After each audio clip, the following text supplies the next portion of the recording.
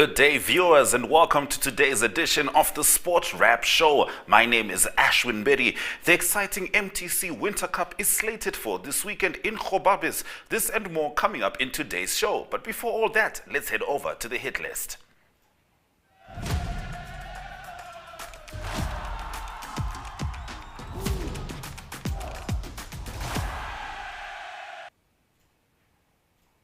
Namibian boxer Jeremiah Nakathila is gloved up to confront unbeaten America prospect Raymond Muratalla in a lightweight 10-round undercard on Saturday in Las Vegas.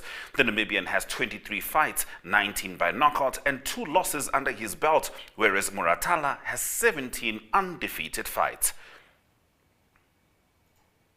The Namibia Football Association's technical expert Jacqueline Shipanga left for Brazil to take part in FIFA's new prestigious Technical Leadership Diploma this week.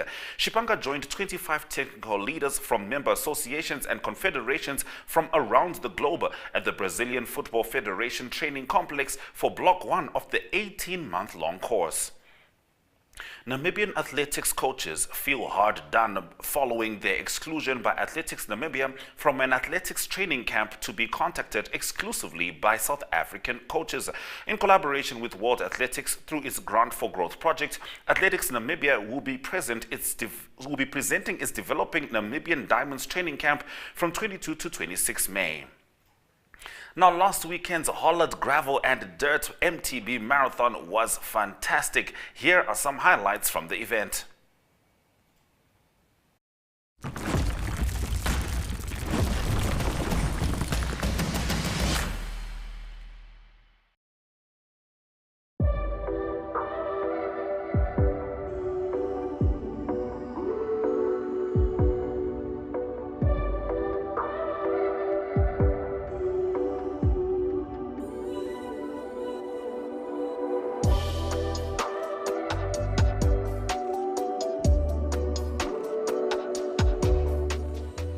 Hello and welcome to the Oneuptwo Safari Lodge, which is the center of the cycling attention today. The Oneuptwo Safari Lodge is located a few kilometers between Otjiwarongo and Okahanye, and this weekend we'll see over 300 riders taking on the terrain here at the lodge.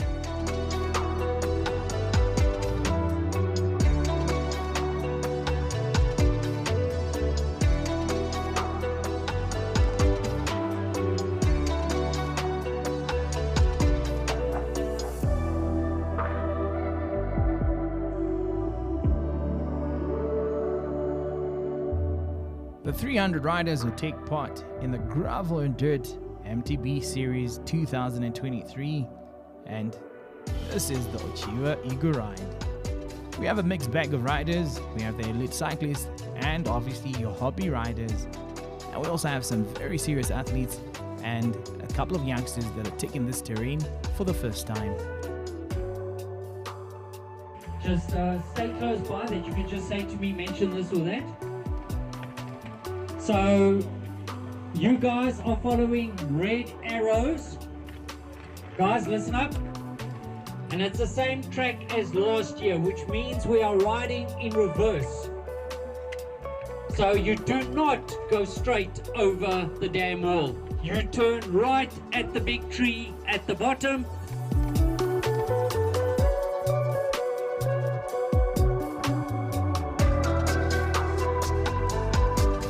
As the male cyclists set off for the 80-kilometer ride, the seemingly flat but sandy terrain is not going to be any easy, especially with the strong headwinds.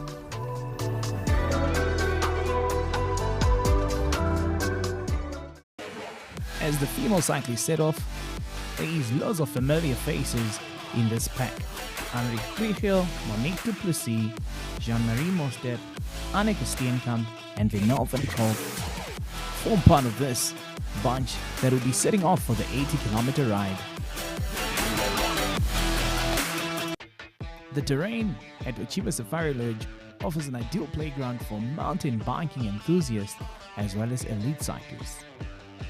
Gerard Mans and Ingram Kauf maintain their lead towards Kosikop, which serves as the first water point in this race.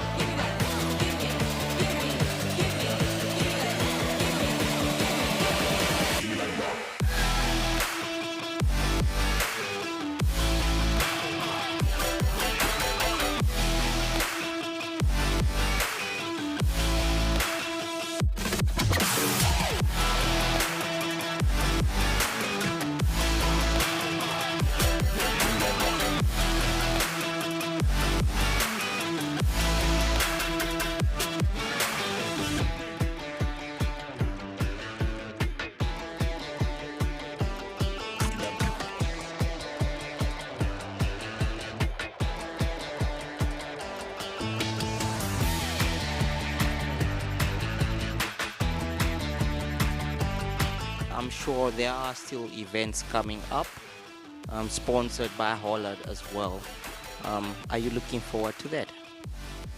Yes, there's still Okayu at Willemsdal, one of the newer events. That's also flat and fast like Achiever, just a lot more twisty. There's our Safari Lodge still coming up, which is a favorite close to Windhoek. So there's still, I think it's 3 or 4 events in the gravel and dirt to partake in this year. So don't miss out on those next ones that are still coming up.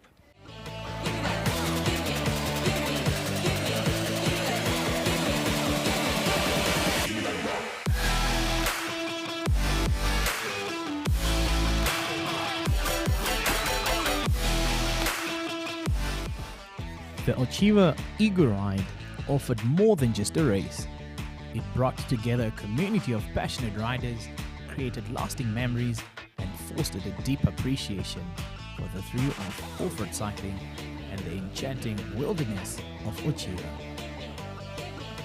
As we come to the end of this epic ride at Achiever Safari Lodge, we're excited to see you at the next All at Gravel and Dirt's mountain biking series.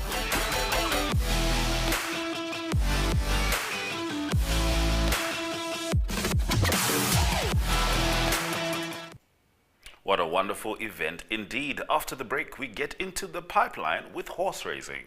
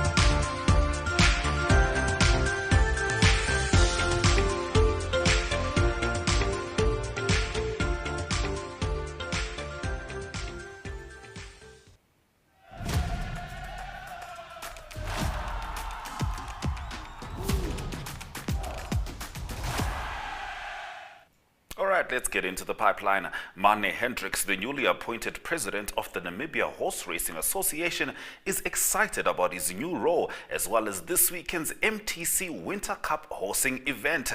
We caught up with him, and this is what he had to say. Yes, can you please introduce yourself, sir? Thank you, Limba. My name is Mane Hendricks. I'm the president of Horse Racing Namibia. I have been elected in the beginning of March 2023 for a 2-year term. So my term will end officially on the 28th of March 2025. At the moment, I have big plans and mostly development based for horse racing in Namibia. We, based on supporters and spectators at our events, we are one of the fastest growing sports in our country. So to say that we are underrated as a sport in general. My main focus for my term is to look mostly at the welfare of jockeys, at the welfare of horses, of loading and loading facilities of horses at events.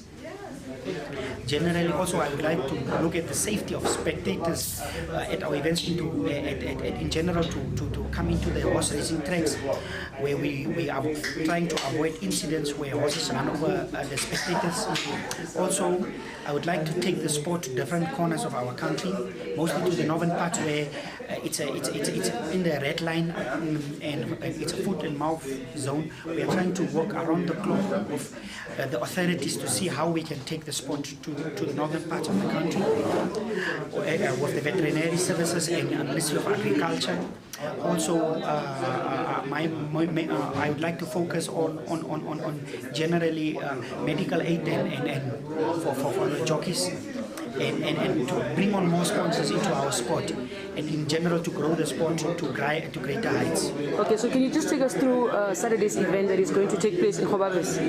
On Saturday we would start around 10. We have 17 mouth-watering races, of which 9 would be for imported horses and 8 would be for non-bred horses that are locally bred. Of course, it's going to be, we will have the three main bouts, the main races, which will be one for the numbered horses, the 2,000 meters. Also, we have the open 1,400 meters. And also the 2,000 meters for the numbered open race. Lady Diamond, Ekuva, Sunnyside will be the title contenders for that one. We don't know, we had reports that the Freedom Fighter is not well, so we are just praying that the horse is up and ready for Saturday's event. In the 1,400 meters, we would have Able Surprise, Visigoth, the defending champion. Also Stalile would partake in that one, and also a few surprises in the main bout. That is the MTC Winter Cup. The 2,000 meters will be. We will have the French Leaf, the defending champion. That the owners say is going to give a run for its money. Also, Imperial Ruby. We would have Port Key, Crystal Stream. Certainly excited to see how Mr. Hendricks approaches his tenure and, of course, this weekend's event. Let's swing right into the Your Take segment.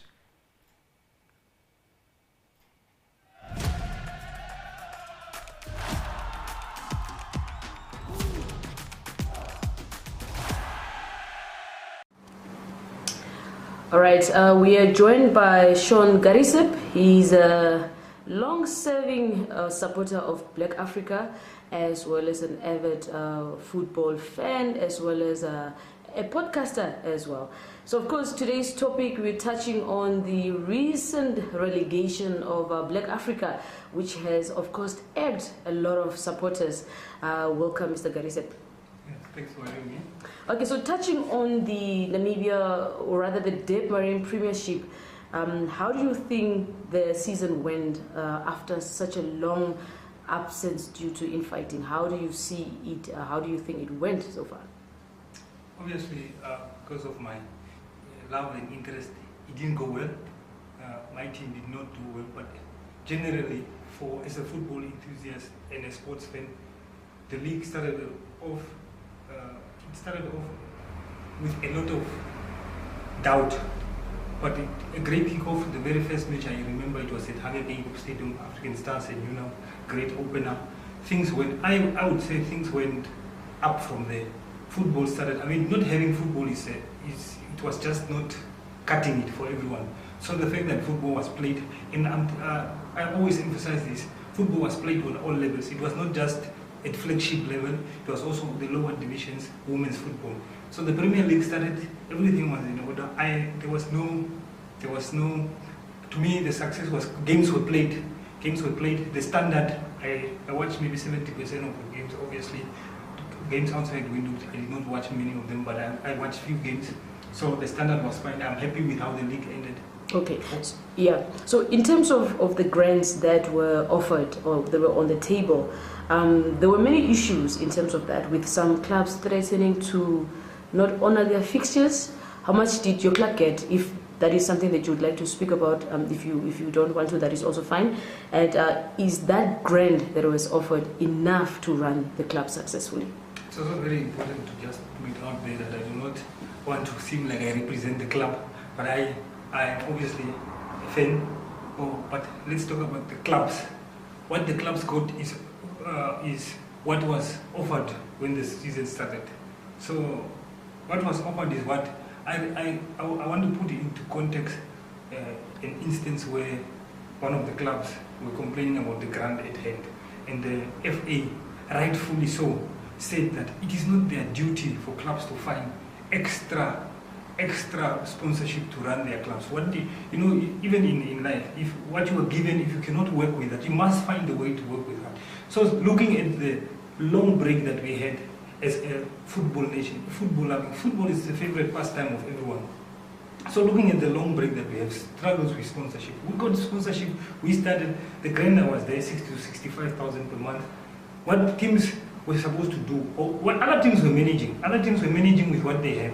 Other teams were saying they cannot honor because of the money not being enough, which is really sad in a case like, and especially when we learn the type of teams that were complaining of these things. It was not only sad, it was also embarrassing because you do well with what you have, and then you find where can I get help here and there. So the grant for me, I mean, I do understand because club chairmen will tell you, club chairmen really, they don't have it easy. They have to do everything. But I do understand from that the money is not enough. But I mean, we have to soldier with what's there.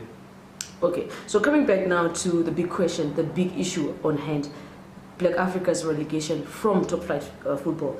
This has obviously caused an upset amongst a lot of fans. And I mean, Black Africa is a very big club.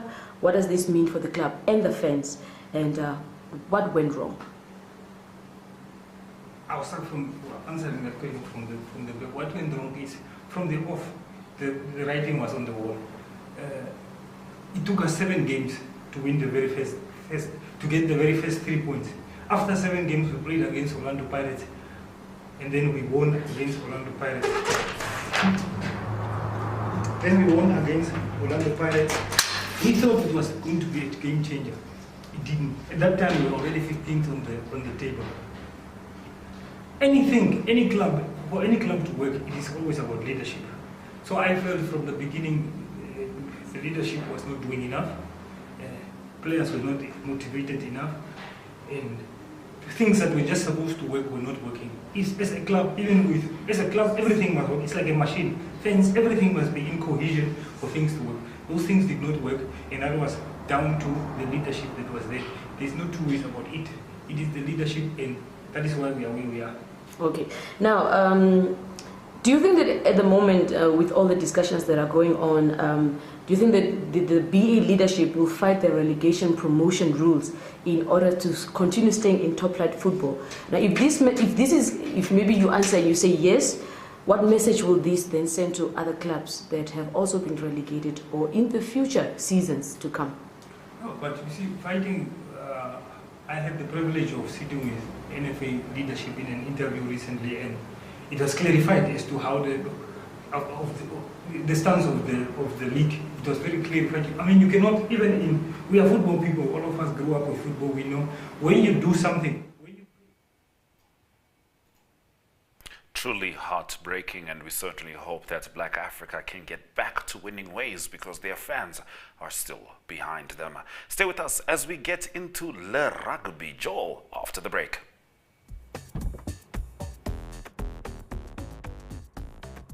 Hey, don't worry about the car, boss. I check nice. Thank you, but it's okay, ne? F&B Insurance. Checks nicer. No. At F&B Insurance, we provide cover for all your valuables, from your car to your laptop to your phone. F&B Insurance. You value it, we cover it. T's and C's apply.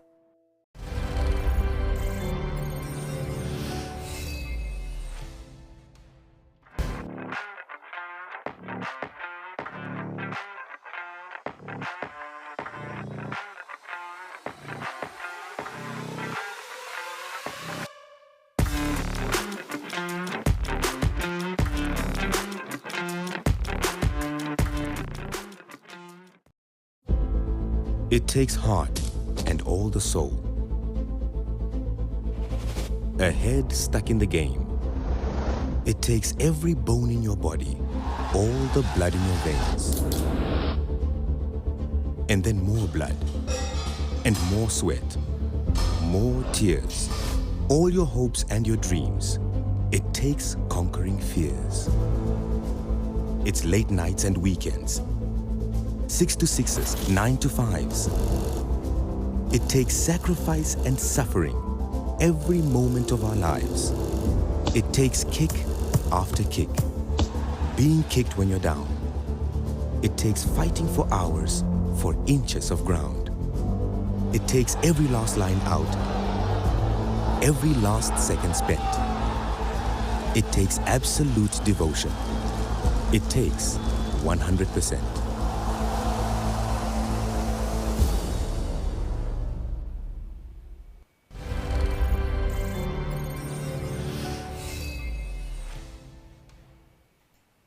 We are edging closer to the Rugby World Cup in September. Now, Matt Rogerson, the London Irish captain, has emerged as a surprise contender for England's World Cup squad. Telegraph Sport understands that the uncapped 29-year-old, a versatile back rower capable of covering blindside flanker and number 8, is on an extended list of around 70 hopefuls to have been contacted by Steve Borthwick over recent weeks.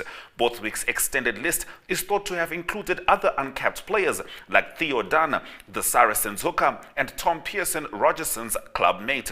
Eddie Jones returned to his roots on Tuesday for his first formal news conference since being reappointed Wallabies coach, and issued a call for the whole of Australian rugby to roll their sleeves up and help revitalize the game. All right, we now head over to Ari Hochard with in-depth international sports. From me, Ashwyn Mberi, enjoy your weekend.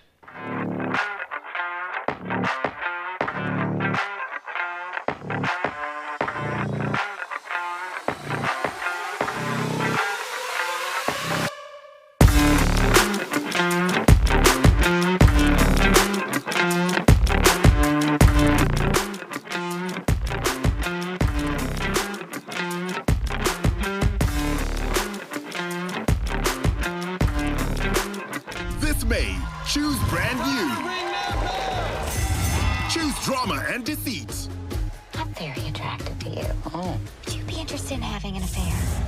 Choose fights and fallouts. I won, and that was right. I brought the heat. I mean, I'm gonna destroy you. Choose truth and discovery. I miss her every day. I see her every day. Choose fresh shows, series, and original entertainment. This May, choose brand new. Choose DSTV.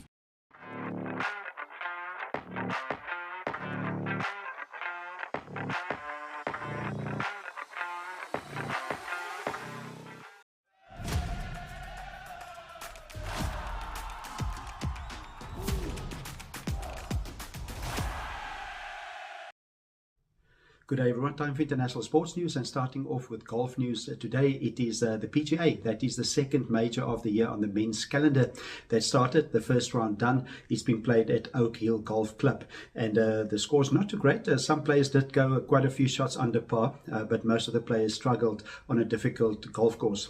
What happened on day one, it is Bryson DeChambeau. He's the leader in the clubhouse with a 66, that is 4 under par. Eric Cole also is on 5 under par, but he's only completed 14 holes in the first round. Some of the other scores that was completed, it is Scotty Scheffler, the world number 2. He came in with a -3, and then Dustin Johnson also -3, so a good start for him also. Ryan Fox of New Zealand tied 6 at the moment on -2. Some of the other players that I can mention, it is John Rahm, the world number 1, that really struggled. He played a 76, that is 6 over par. In his first round, he's going to struggle to make the cut.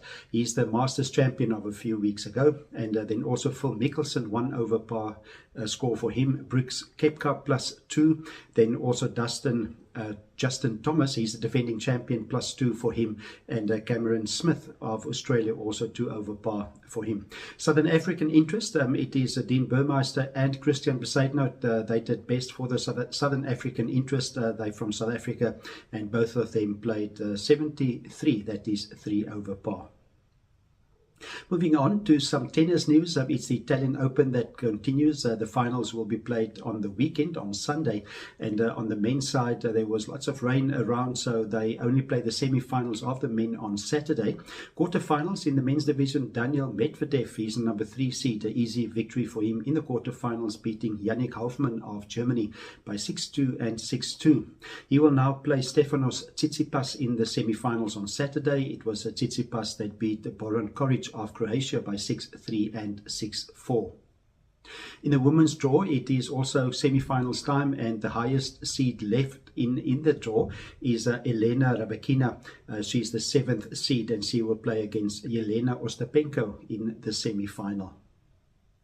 Also, big tennis news is that Rafael Nadal, the legendary winner of the French Open 14 times, he announced that he will not be able to play in this year's French Open. So he won the tournament 14 times, like I said, and he's also been the world #1 for many weeks. He won 92 times on the ATP Tour, so he's a very experienced player. He's 36 years old, but he's been battling with a hip injury that he picked up in the Australian Open. So unfortunately, he won't be able to play in this year's French Open. Nadal also indicated that 2024 might be his last year as a professional tennis player. He's 36 years old, and he's also the record holder, combined record holder for the most majors won in a career. He won 22 majors in his career, so quite a big achievement. So he will be missed in France. The French Open starts on Monday, and the finals of the French Open will be played on the 11th of June. And to close off today's international sports news, it is cycling news. The Giro d'Italia, they continue. It is stage 12 that is done. It was over 185 kilometers from Bra to Ravoli, and it was tough. There was 2 climbs in the race as well. But in the end, it was a sprint to the end. It was Nico Denz of Germany that won stage 12. And second in the stage 12 was Thomas Skange, and then it was Sebastian Berwick's. He was in 3rd position.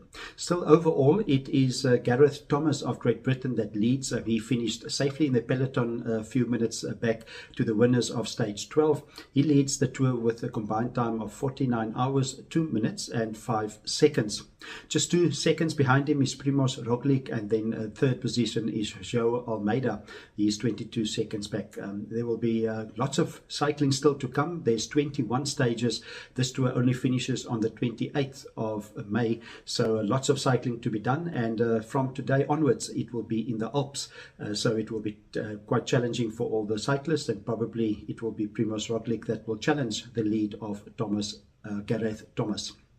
That's the international sports news for today. Hope you have a great sport day and sport weekend, and we talk again on Monday. Goodbye.